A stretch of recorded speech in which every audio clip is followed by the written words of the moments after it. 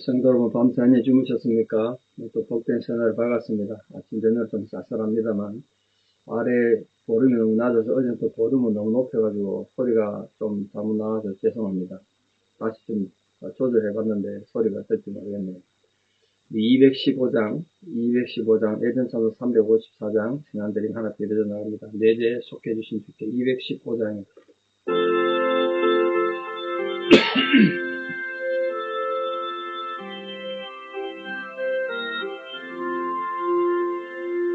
내재 속해 주신 주께 힘과 정성 다하니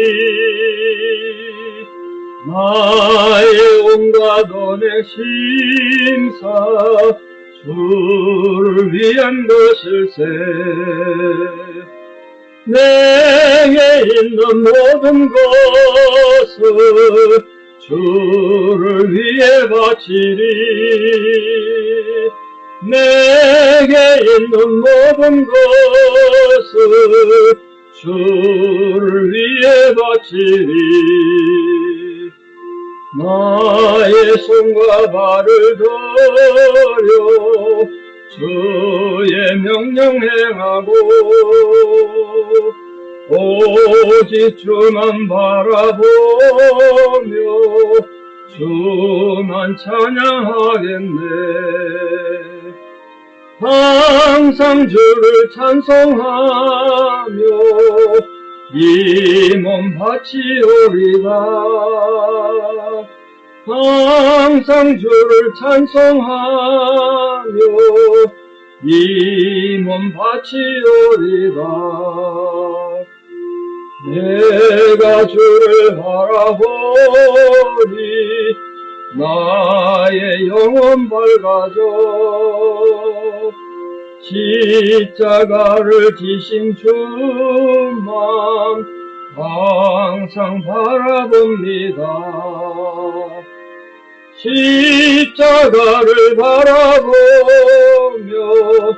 주만 따라가리라. 십자가를 바라보며 주만 따라가리라. 신기하고 놀라워라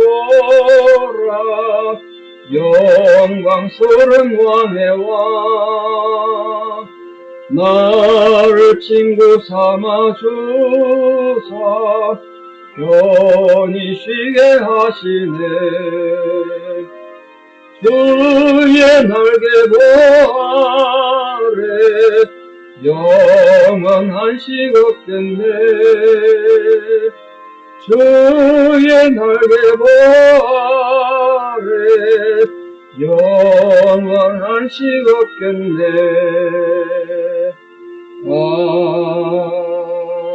아멘.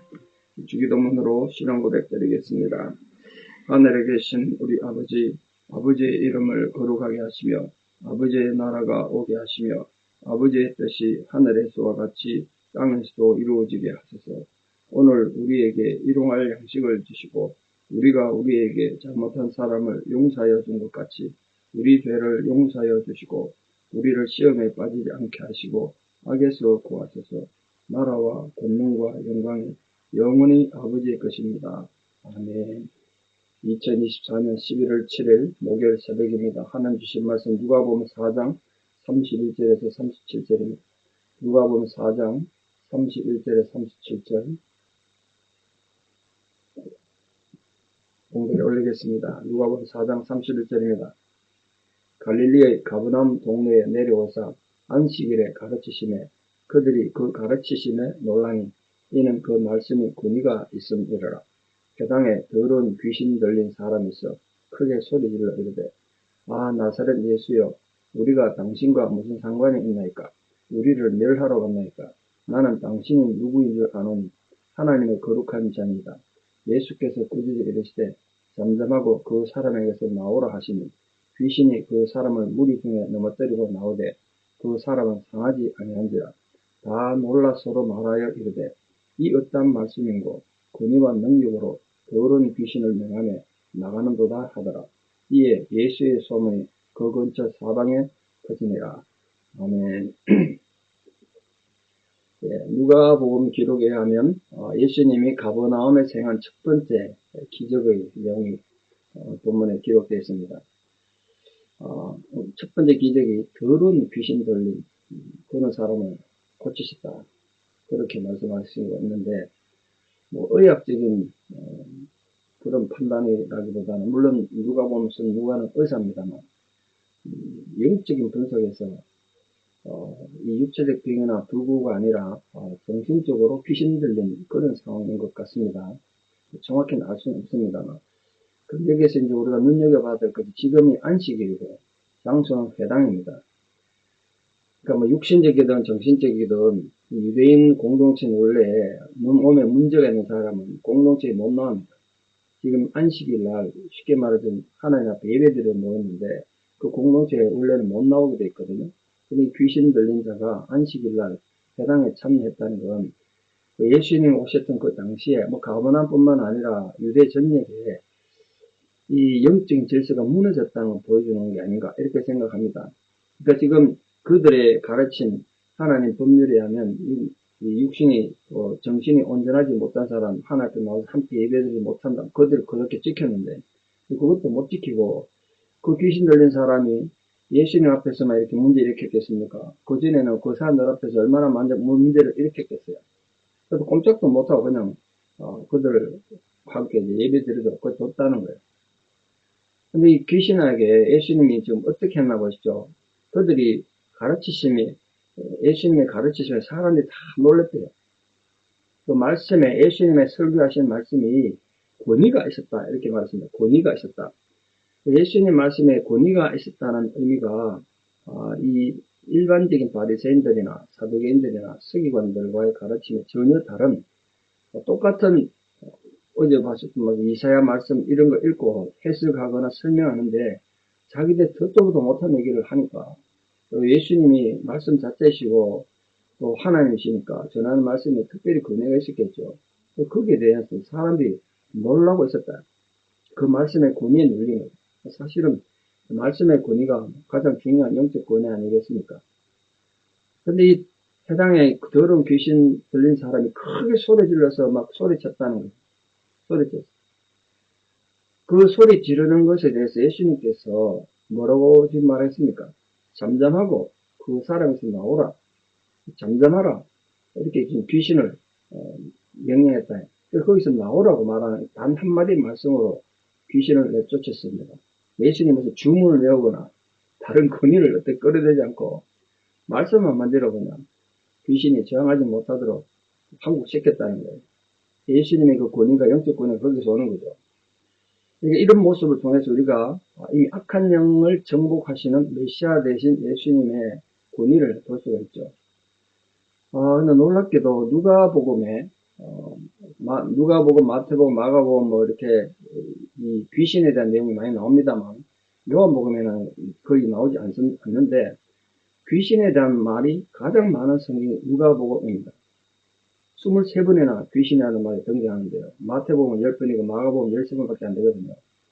다른 성경에 2배나 많은 내용들이 쓰여 있어요. 이유가 뭘까? 뭐 내용이 많겠습니다만 의사였던 누가가 파악하기에 이건 정말 예수님의 영적 권위가 아니고는 해결될 수 없는 문제다. 더러운 영이라는 말도 있긴 한데 귀신이라는 말, 그 당시 사람들이 감당도 못하고 해결도 못하는 그런 귀신의 문제를 예수님이 이렇게 해결하셨다. 그래서 이걸 누가는 넘어가지 못하고 다른 복음서 기자들과 더 많이 기록하는 게 아닌가 그렇게 생각합니다. 이게 오늘도 뭐 예수님 이름으로나 이상한 주문이나 마술로 귀신 쫓아내는 건 잘못된 거죠. 우리가 뭐 기도함으로 영적으로 귀신을 쫓아낼 수도 있습니다. 저도 선교지에서 그런 거 경험해 보기도 하고 그렇게 했는데, 그리고 흉내내서는 안 되겠죠. 오직 예수님 권위로만 하는 거 아니겠습니까? 근데 오늘 예수님이 이 귀신과 나누는 대화를 잘 보십시오. 34절에 귀신이 지금 예수님을 알아봤다는 게 중요해요. 귀신이 예수를 알아봤다. 이 유대인들은 아직 아무도 예수가 뭔지 모르고 받아들이지도 않았잖아요. 나사렛 예수여, 우리가 당신과 무슨 상관이 있나이까? 우리를 멸하러 왔나이까? 여기까지는 귀신들을 자기의 문제고, 그 다음 보시죠. 나는 당신이 누구인 줄 아노니 하나님의 거룩한 자입니다. 하나님의 거룩한 자. 이 귀신들이 왜 우리를 멸하러 왔나이까? 당신은 하나님의 거룩한 자라 고백을 들은 이 고백의 내용을 잘 보십시오. 귀신은 영적인 존재니까 예수님의 존재를 알았다는 거예요. 그러나 이 영적으로 무지하고 영적으로 잠자고 있었던 유대인들은 예수님을 바라볼 수 있는 눈도 없었고 예수님의 말씀을 예수님 전한 말씀을 들을 귀도 없었어요. 예수님이 자주 말씀하셨잖아요. 들을 귀 있는 자는 들으라고.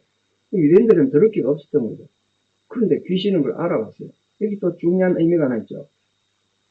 그럼 그 귀신이 예수님을 믿었을까요? 예수님이 자기 구세주인 걸 믿었을까요? 그거는 믿지 않는 거죠.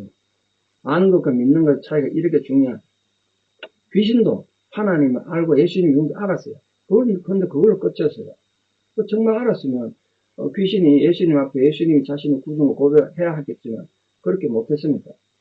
그래서 예수님께서 그들의 입에, 귀신의 입에 대해서 잠잠하라 말을 직역으로 번역하면 입에 재갈을 물리는 뜻인데 입에 재갈을 물려서 말하지 못하게 했어요. 왜 예수님께서 마귀가 이 귀신이 예수님이 누군지 알고 떠벌리는 걸 새 사람들이 듣지 못하도록 입을 막았을까요? 왜 금지했을까요? 여러 가지 이유가 있습니다. 아직 예수님의 사역이 시작 단계인데 제대로 하지도 못한 상황에서 이 귀신들이 떠벌리는 게 만약 사람들이 전파돼가지고 거기에 사람들에게 퍼져나가면 예수님 사역에 장애가 있을 수 있다. 몇 가지 장애가 있는데 첫째로 사람들이 예수님을 잘못 이해하고 로마에 대항하는 무슨 혁명가처럼 그런 혁명 지도자로 추대하고 그런 거 걱정하신 거죠. 실제로 그런 일이 벌어졌잖아요. 둘째로는 성도들이 진실된 성도들이 예수님의 사역을 보고 이분이 정말 하나님 아들 우리 메시아구나. 정말 제자된 신앙 고백을 하는 자들에 의해서 예수님 군대가 인정돼야지 귀신에 의해서 인정된다는 건 말이 안 되지 않습니까? 예수님 그걸 막았어요. 또는 세 번째로는 예수님이 메시아라는 사실을 이렇게 잘못된 방법으로 그 귀신이 예수에 대해서 알았다고 한들 귀신이 예수가 메시아라는 걸 전달하는 게 말이 안 되지 않습니까? 어떻게 귀신이 예수님이 메시아인 것을 증명하겠습니까? 잘못된 방법을 하겠죠. 그런 걸 막기 위해 가지고 예수님은 분명한 복음을 전하기 위해서 그런 방법을 다 막고 귀신을 잠잠히 하고 귀신을 군세를 무너뜨렸습니다. 말 한마디로 정복하신 거죠. 천지를 창조하신 창조주 하나님이시니까. 태초에 하나님 말씀으로 천지를 창조했지 않습니까? 말씀이신 그분이 육신에 대해서 오신 분이 예수님이시니까 말씀이 곧 예수님이세요. 그 말씀의 권위로 천지를 창조하신 그 말씀의 권위로 귀신을 그냥 한마디로 제압하신 겁니다. 그러니까 우리가 이 복음을 전하고 또 복음을 대할 때 있어서 어떤 불이나 폭력적 방법을 쓸 필요가 없습니다. 말씀은 권위가 있습니다. 그 자체에 권위가 있습니다. 그걸 우리가 또 매주 설교나 예배를 드릴 때 말씀의 권위는 함부로 대하면 안 된다는 거예요. 예수님이 가실 때 말씀의 권위를 보십시오. 자, 이 귀신이 쫓겨나고 이 사람은 상하지 않았다 그러니까 귀신이 나갈 때 사람이 막 몸 해치고 이런 게 아니라 그냥 귀신이 나가니까 사람이 온전해졌다는 거예요.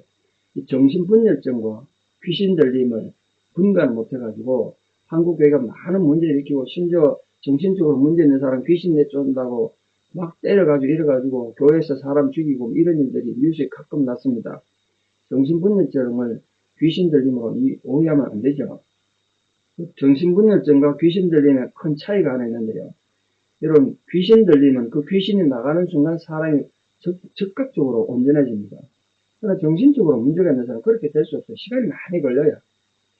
그리고 정신적인 문제인 사람들은 약을 쓰다 무슨 그걸 써야 되지만 이 귀신 들리면 단지 영적으로 귀도함으로 쫓겨나갈 수 있습니다. 즉각적으로 표현돼요. 또 귀신 들린 사람들은 초인적인 힘을 씁니다. 귀신의 능력에 가지고. 저도 그 경험을 해봤는데 조그마한 사람인데 태국 사람. 우리 한국인 장정이 6명이 들어다 붙어도 힘을 쓰니까 못 이겨주는 힘이 셌어요. 그래 정신분열적, 정신적 문제인 사람은 그런 초인적 힘을 쓰지 못하죠. 근데 그 귀신이 나가니까 아주 얌전한 사람이 되는 한순간에 바뀌는 제가 분명히 봤습니다. 그런데 혼돈이 없기를 바랍니다. 자, 이런 일들이 일어나니까 회당에 있던 유대인들이 얼마나 놀랐겠습니까? 왜 놀랐을까요? 한 번도 그들은 이런 걸 본 적이 없잖아요.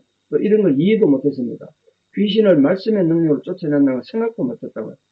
그래서 그들이 어떻게 놀랐나 보십시오. 36절에 다 놀라 서로 말하여 이르되 이 어떤 말씀인고, 예수님이 말씀 한마디로 귀신을 쫓아내니까 이야 대단한 말씀이다. 또 권위와 능력으로 더러운 귀신을 명함에 나가는도다. 이렇게 놀랐다는 거예요. 그럼 여러분 잘 보십시오. 극단적으로 얘기하면 귀신조차도 예수님이 누군지 알고 알았다면 이런 놀라운 능력을 자기 눈으로 보고 했으면 예수는 믿어야 되는 거 아닙니까? 가버나움입니다. 가버나움. 근데 가버나움 나중에 어떻게 되는지 아시죠? 예수님 많은 이적을 행하고 많은 말씀을 줬는데도 가장 예수를 믿지 않았던 땅이 가버나움입니다. 그래서 나중에 예수님의 가버나움에서 저주해요.